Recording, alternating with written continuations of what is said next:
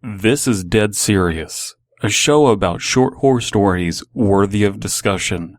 I'm Dead Palette, the foundation of something great squandered by others.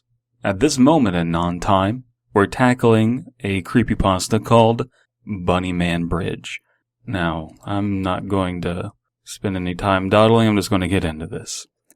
Back in 1903, deep in Clifton, there used to be an asylum buried deep within the wilderness of Clifton. Clifton. Pretty soon after the Civil War, people started inhabiting this area, population-wise around 300 or so. It was a very small town. Nonetheless, people didn't like the idea of having an asylum miles down the road. So they all got together and signed a petition for the asylum to relocate elsewhere. The petition passed and a new asylum was built, which is now known as Lorton Prison, a temporary facility for convicts to stay in unless they are appropriately sentenced. Until they are appropriately sentenced. I can read.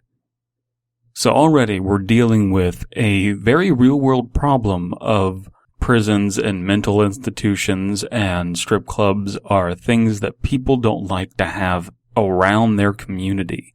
It's a very practical, real-world problem, a very real problem. Again, this means that we're in the realm of realism. This is right where creepypasta needs to be. This is where creepypasta is comfortable and can exercise the most. So continuing. In the autumn of 1904, the convicts gathered and piled into the bus used to transport them to Lorton. Somewhere during the drive, not too far from where they left, the driver had swerved to avoid something, and the bus had started to tip and soon was rolling in a terrible collision course. This sort of reminds me of the truly groundbreaking video game Silent Hill Downcomings. I like this premise. It's kind of generic, but it serves its purpose for a setup. Most of the convicts were injured, but managed to escape the bus and had fled into the night towards the woods. The next morning, the local police investigation had begun, and they began rounding up the escaped convicts. Hours turned into days, days turned into weeks, weeks into months. These things happen, don't they? That's how time works. Everyone was recovered after 4 months, except for 2 people named Marcus A. Walster and Douglas J. Clifton. Fleming effect out the ass, very good, like this. Getting details, we're getting dates, we're getting places, we're getting names. These are the things that we want. During the search for both men, the police found dead rabbits, all of them half-eaten and dismembered, every now and then along their search. Okay, so the idea of them finding dead rabbits, I like that. Dead rabbits are fucking cool. And it tells a tale of these 2 survivalist convicts who are, eating these bunnies and doing it to survive. Very, very plausible. Finally, they were to find Marcus dead by the Fairfax Station Bridge, also known as Bunnyman's Bridge. In his hand, he held a handmade hammer/knife-like tool. An axe? Or are they trying to say an axe? Made with a sharp rock and a sturdy branch as a handle. They thought nothing of it and didn't care how he died, only that he was apprehended and that they no longer had to worry about him. They had a name for Marcus, but later on they would realize that they had named the wrong person the Bunnyman. I'm not sure what they're meaning by this, so if we're assuming that there's this person named the Bunnyman, where's the Bunnyman Bridge come from? There's dead rabbits. I think you can kind of see that there's a little bit of mixed messaging here. I'm not exactly sure where the Bunnyman is coming from. From the bridge, from the eating the bunny, from maybe the media reporting on this event of this bus rolling over and these 2 convicts escaping. So there's that. Still searching for Douglas, they kept on finding dead, half-eaten rabbits every so often while the search went on. Eventually, they were to name Douglas the Bunnyman from then on. Months passed by and the police gave up their search. Everyone assumed that the Bunnyman was dead by now, if not gone. So they went on with their small-town lives. Come October, people started seeing dead bunnies reappearing out of the blue and starting to fear the unseen. Okay, so the bunnies cease to end up dead, then they're ending up dead again. A little bit of a mystery. I like that. It's getting me intrigued. So, continuing. Halloween night came around, and as usual, a bunch of kids had gone over to the bridge that night to drink and do whatever kids their age do in their early 20s, in the early 20th centuries did. Midnight came around within 10 minutes, and most of the kids had left.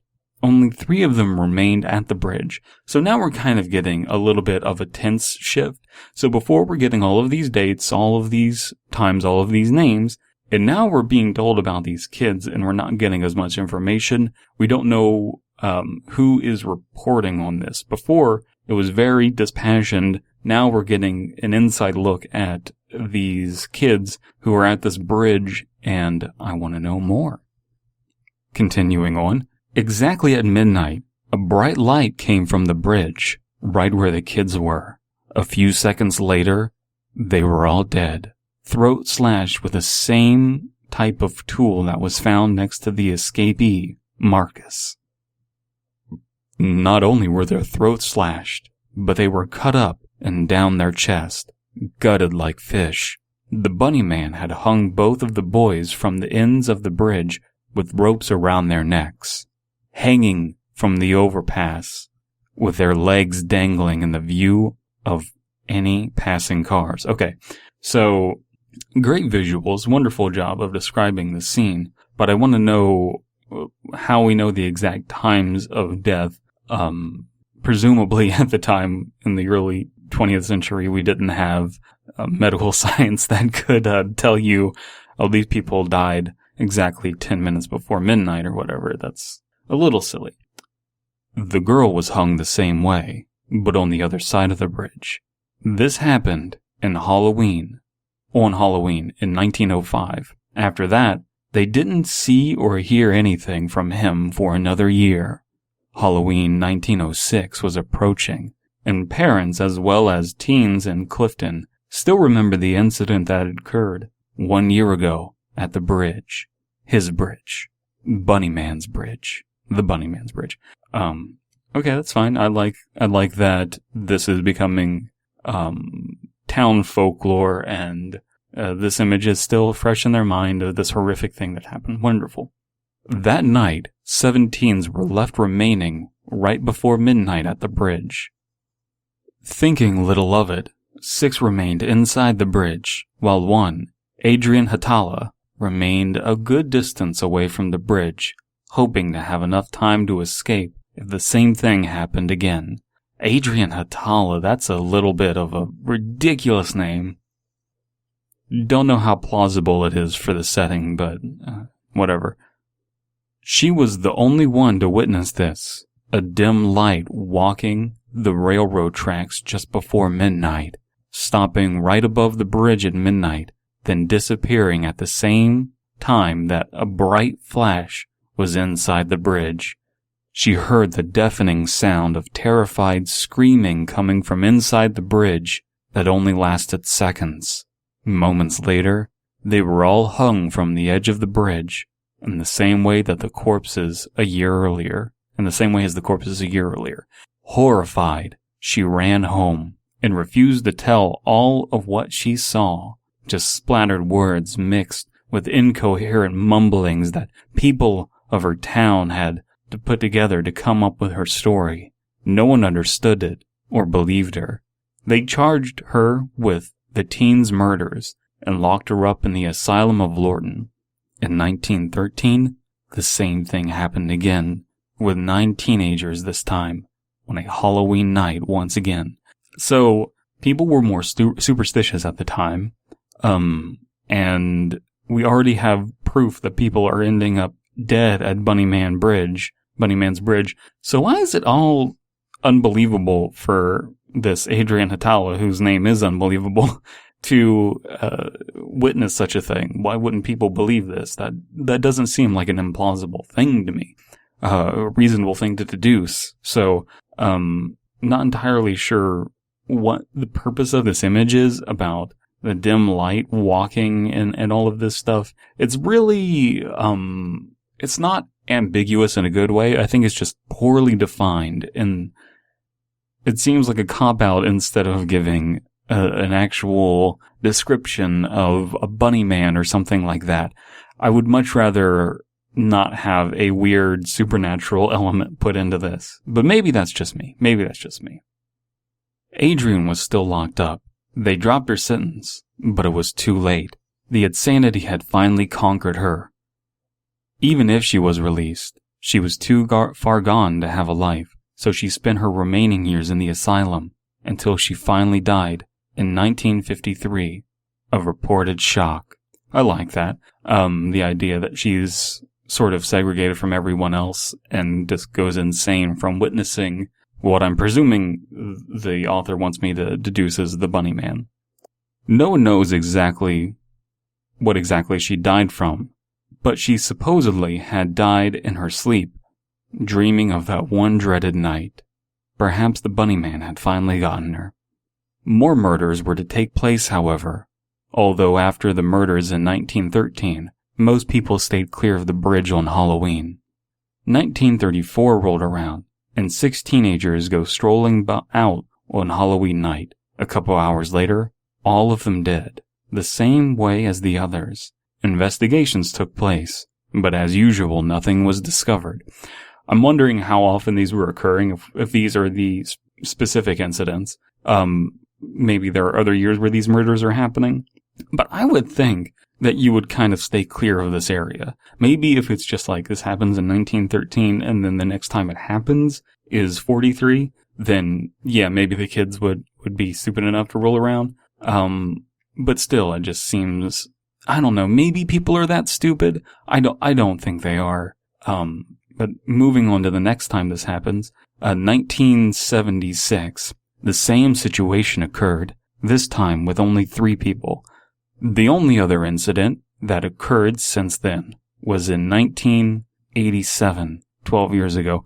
I think people are starting to pick up on the fact that I can't read numbers to save my life. Janet Chartelier was enjoying the night with her 4 friends. Halloween night had finally come, and they had gone out driving to enjoy the night after invading the children's candy bags. What assholes. I like that. I want these people to get killed. Fuck you for fucking with kids' candies. They settled around 11 p.m. at the bridge. They settled at the bridge at around 11 p.m., waiting for midnight to come. They didn't believe the myth. It's not a fucking myth! People have ended up dead. How is it a myth? So they decided to see it for themselves. And they were to be the only ones who actually withstood the Bunny Man. They had waited around an hour or so, and so it was nearly midnight, when Janet started getting a little scared. They had been pulling pranks on each other, jumping out of the bushes and screaming, so she was already a little worked up. Midnight hits, and by this stage, she was in a total panic. She's almost out of the bridge when the lights... That's a weird tense thing. She's almost out of the bridge when the lights get really bright inside. When that happens, her body is halfway outside of the bridge. She sees her skin start tearing at her chest, but nothing is piercing her skin. She manages to leave the bridge, completely horrified. She hits a hanging body and knocks herself out. When she awakens, she discovers that she has been bleeding. She was lucky that the cut had just started and wasn't very bad at all. She left and never returned to the bridge again. She had been sitting on the swinging bench on her balcony every morning, just staring in the direction towards the bridge a couple miles down. From then on, the story remains untouched and unmoved. So, unless I'm illiterate, and I am, I don't understand what happened to these 4 other people, so that they get knocked out and killed again. It seems that what they're going for with this is these are real incidents, and they seem kind of random, which murders would be and everything. But I would expect there to be a little bit more of a punch with some of these. This last one, which is it's kind of going out with a whimper. This last incident doesn't have all of the details that I would like, and why some people escape and others don't is kind of curious. I think what they're going for here is something more supernatural, that this Bunnyman person can't possibly still be alive in 1987, and so this is just a spirit that's killing children. What is tying the spirit, we'll never know. Maybe that's a good thing. I really like the premise of the story. I think it has a lot of things going for it. I think I'm not going to give these stories any kind of judgment, reduced to some sort of score or something like that. But it is worth noting in this story that it has a lot of things going for it. The dates, some of the images are really good. It has a few tense shifting problems, and when something is as journalistic as this, that really does kind of hurt it. You have to know what kind of creepypasta it is that you're writing. This is one going for journalism for sure. So if you're a journalist, you gotta be on point with the way that you're writing this stuff.